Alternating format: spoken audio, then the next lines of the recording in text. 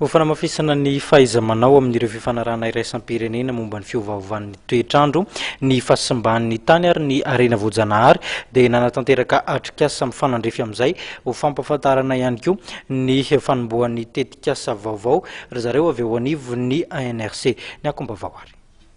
Mba hisin'ny fahaiza-manao tsaratsara kokoa eo amin'ny sehatry ny tontolo iainana misy eto amintsika, izy tafiditra ao anatin'ny fifanarahana iraisam-pirenena momba ny fiarovana ny toetrandro, ny fahasimban'ny tany ary ny harena voajanahary dia nampifantarina androany tetsy amin'ny DLC Anosy ny fanombohan'ilay tetikasa ANCR na ny auto-évaluation nationale des capacités à renforcer pour la gestion de l'environnement mondial.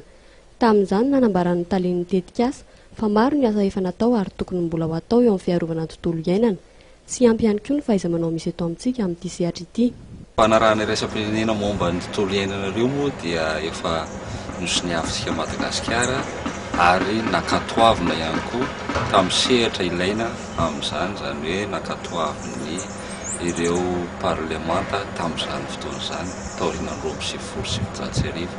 Taorian'izay zany dia niamafy kokoa na hoe niabetsaka koa ny asa atao mifanaraka amin'ny fiarovana tontolo iainana amin'ny ankapobeny ary indrindrandrindra amin'ireo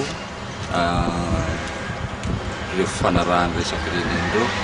Teo aloha zany tsika efa nanatanteraka n'izany fiarovana ny harena voajanahary, ny fitantanana maharitra an'izany fa namafisina tao aorian'ny ireny fanapahana teny amin'ny parlemanta an'io fanarahana io.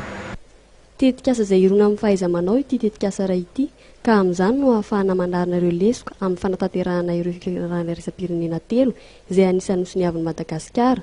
Amin'izany ihany koa no hijerena ny fahaiza-manao ny tsirairay isaky ny sehatra misy azy amin'ny lafiny fiarovana ny tontolo iainana mba ahafahana manatsara izany. Maro ny tombotsoa mety ho azo raha eo amin'ny lafiny fahaiza-manao sy ny fitantanana ny voafehy amin'ny sehatra ny tontolo iainana sy ny harena voajanahary no jerena raha tsy resaka afa-tsy ny lafiny fampandrosoana ny toe-karena amin'ny fitantanana maharitra.